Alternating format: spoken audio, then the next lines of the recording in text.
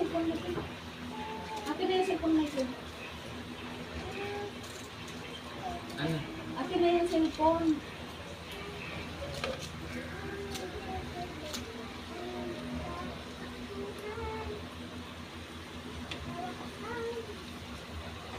Tingnan mo, di mo lang. Hintayin ka kasi sabihan kasi na ipasok Ano? mo Michael yung e-bike. Iniwanan mo rin talaga doon si papa mo.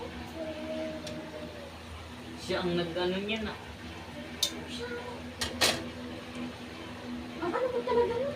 Siya ang naiwan doon eh. Kaya nga, hintayin mo talaga si papa.